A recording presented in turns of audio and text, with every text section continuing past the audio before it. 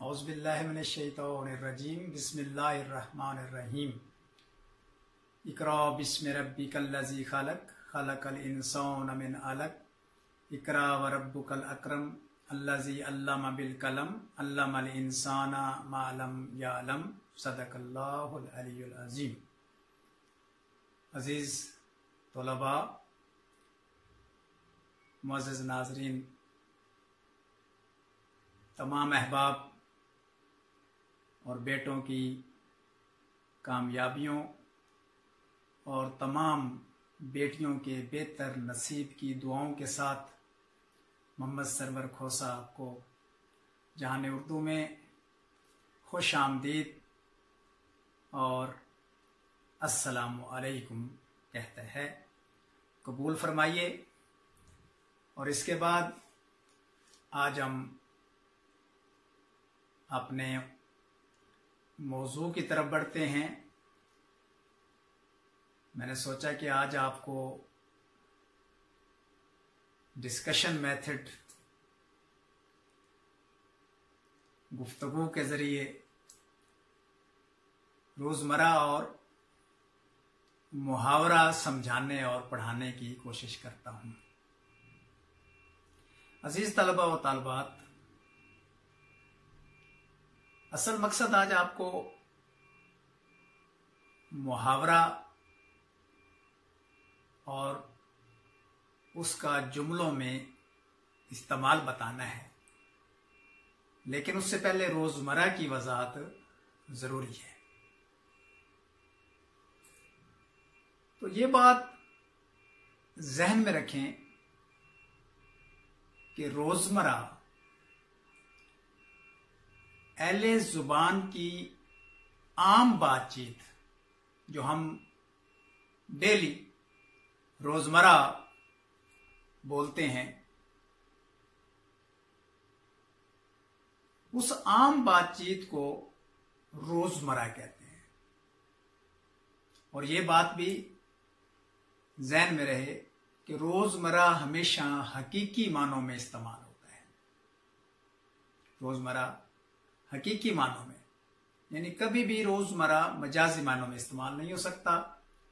तो ये भी ज़हन में रहे कि रोजमर्रा में किसी फेल मस्तर की जरूरत नहीं है। रोजमर्रा एक लफ्ज का भी हो सकता है और एक से ज्यादा अल्फाज का भी हो सकता है, और रोजमर्रा में तब्दीली हो सकती है और इसमें कवायद की पाबंदी जरूरी नहीं है। तो दूसरे लफ्जों में कहूंगा कि आम लोगों की, अहले जुबान आम लोगों की आम बोलचाल को रोजमर्रा कहते हैं। अब जैसे लगातार खेलना, हत्ता के का की के को, ये सारे रोजमर्रा में आ जाते हैं। जैसे क्रिकेट खेलना, आए दिन, रोज बेरोज, 9-10 वगैरह, ये तमाम रोजमर्रा में आ जाएंगे। और रोजमर्रा को अंग्रेजी में आप कोलोकियल, यानी कोलोकियल अंग्रेजी में कह सकते हैं। अब हम चलते हैं मुहावरा की तरफ। मुहावरा में यह बात ज़हन में रहे कि मुहावरा, इसकी अदायगी क्या है, तलफ़ुज़ क्या है। मीम पे पेश, हे पे जबर और अलिफ, वाव पे जबर और रे पे जबर और हे इसकी साकिन, जस्म आएगा। मुहावरा यानी ये अरबी के मुफ़ाअला, यानी अरबी का लफ्ज़ है मुहावरा, तो अरबी के मुफ़ाअला के साथ इसका वजन है, यानी मुहावरा।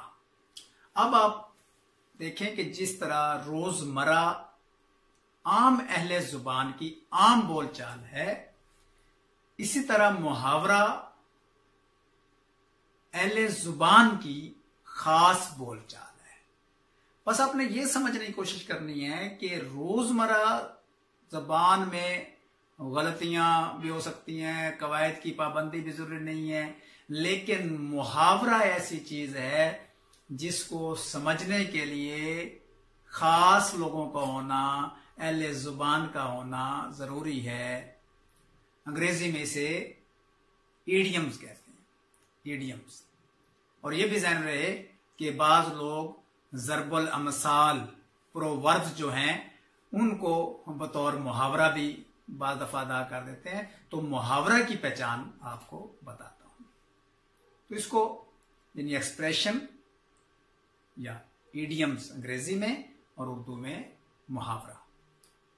अब इस्तिलाह में अहले जुबान की खास बोलचाल मुहावरा हुई। तो अब आप देखें, जैसे रोजमर्रा हमेशा हकीकी मानों में इस्तेमाल होता है, तो इसी तरह मुहावरा ये हमेशा मजाजी मानों में इस्तेमाल होगा। ठीक है, यानी इसके का हकीकत से ताल्लुक नहीं होगा। ठीक है, यानी इसका इस्तिलाह में अपनी एक बनावट है, यानी मजाजी मानों में इस्तेमाल। इसमें मसादिर यानी फेल का इस्तेमाल भी जरूरी है, यानी इसमें मस्तर आता है बतौर फेल इस्तेमाल होता है। और मुहावरा के लिए दो या दो से ज्यादा अल्फाज का होना जरूरी है। मुहावरा में दो या दो से ज्यादा अल्फाज इस्तेमाल हो सकते हैं।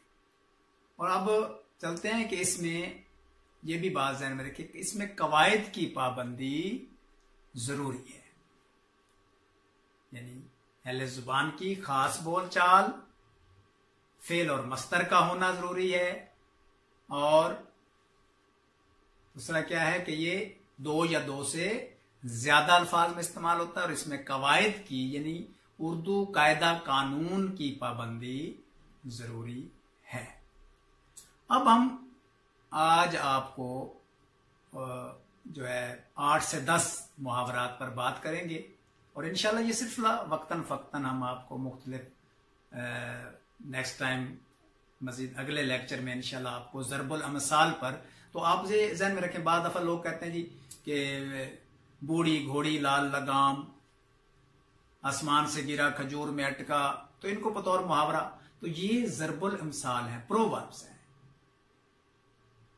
तो मुहावरा क्या, मसलन आब आब होना, बाग बाग होना, अपने मुंह मियां मिट्ठू बनना।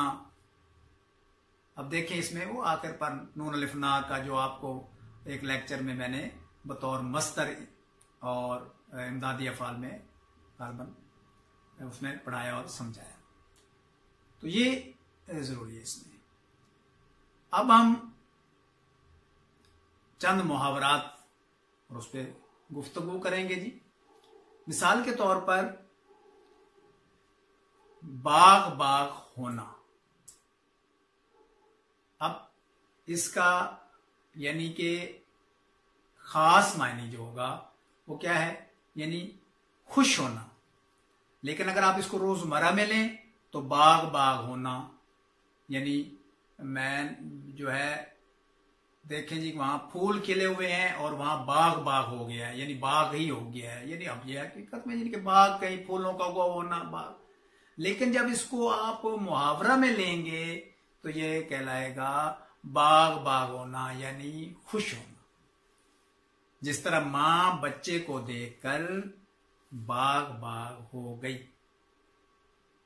या आजकल जैसे कोरोना का दौर है और हमारी वजारत तालीम ने बच्चों को प्रोमोट कर दिया, तो हम कहेंगे कि अली बगैर इम्तिहान दिए पास होने की खबर सुनकर, महकमा तालीम की तरफ से पास होने की खबर सुनकर बाग बाग हो गया। या हम कहेंगे जी कि सबा इम्तिहान में पास होने की खबर सुनकर बाग बाग हो गई। वालिदैन अपने बच्चे को देखकर बाग बाग हो जाते हैं यानी खुश हो जाते हैं। लेकिन अगर आप इसको आम मायने में लेंगे बाग गार्डन, तो ये नहीं है कि उनके ऊपर कोई फूल लग जाते हैं और पौधे लग जाते हैं। तो इस चीज को समझना जरूरी है।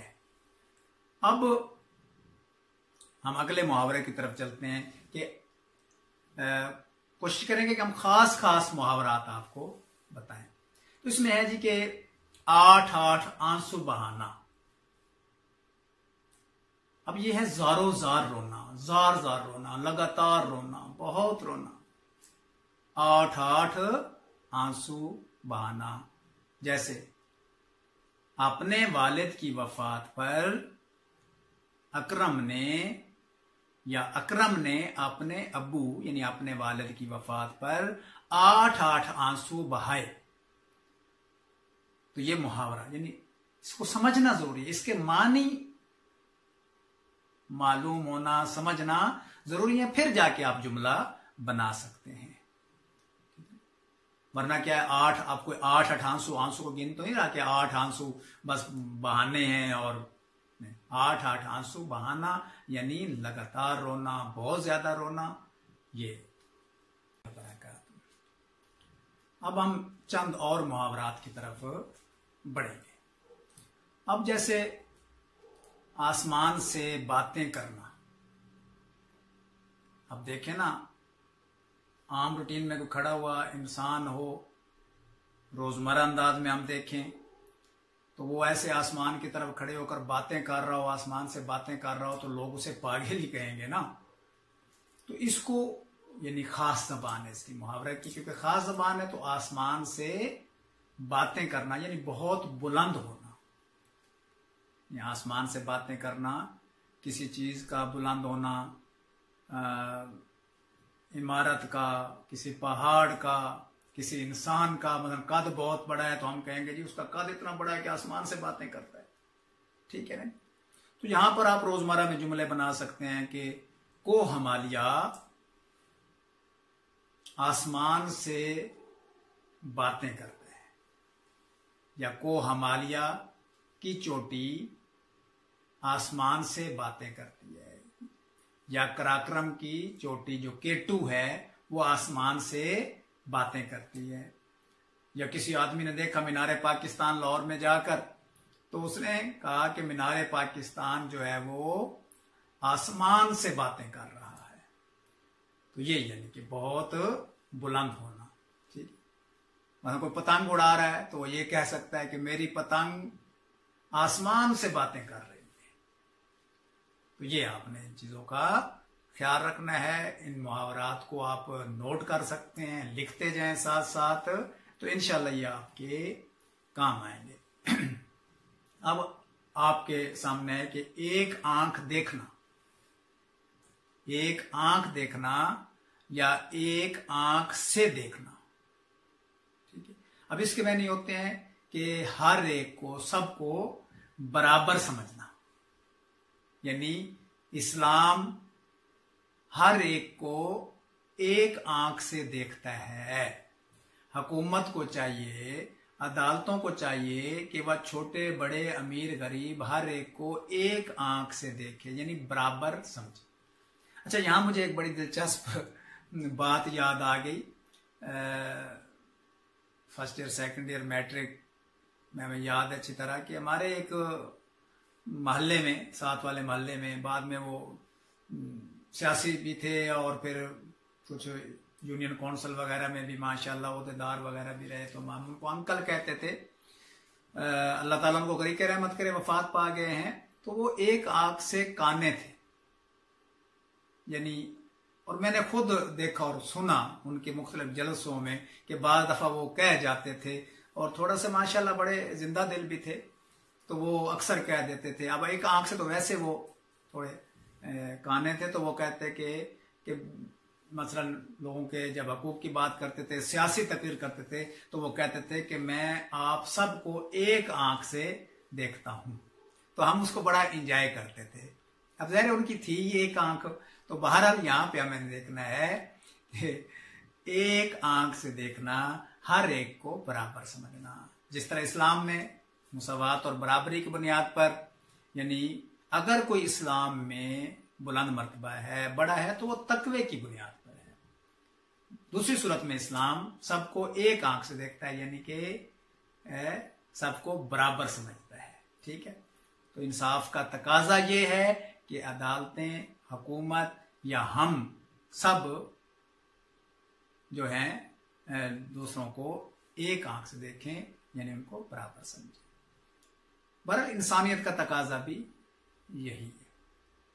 तो ये जो है मुहावरात यकीनन आप साथ साथ याद भी कर रहे होंगे और इंशाल्लाह ये लाइफ टाइम होते हैं, जिंदगी में हर मौके पर काम आते हैं।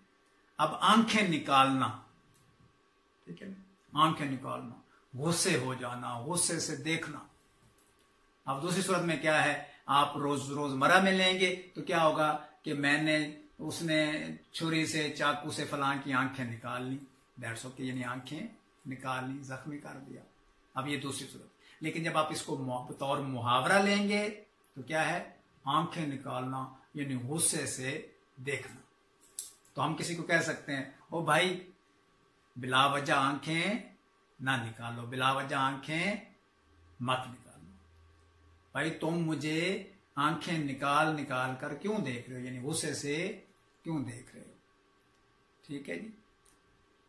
मसलन जब जैनब ने, मरियम ने, ठीक है जी, सज्जल ने, फलां ने किचन में बर्तन तोड़ दिया तो मम्मा ने, अम्मी ने उसे आंखें निकाल कर देखा। ठीक है जी। तो ये बड़े दिलचस्प होते हैं। तो बहरहाल जी आगे बढ़ते हैं। आसमान सर पर उठाना। अब आप और हम में से कोई भी, यानी ज़ाहिर है वैसे तो आसमान हमारे सर पर है ना, और अब आप रोजमर्रा देखें तो आसमान कोई भी सर पर नहीं उठा सकता, ठीक है ना। लेकिन मुहावरे में अगर हम लेंगे तो आसमान सर पर उठाना, इसका मतलब होगा मैनी होंगे शोर मचाना, शोरो गुल करना। जैसे बच्चों ने घर में आसमान सर पर उठा रखा है, या बाद क्लासों में बाद दफा उस्ताद ना हो तो बच्चे शोर कर रहे होते हैं, तो मसलन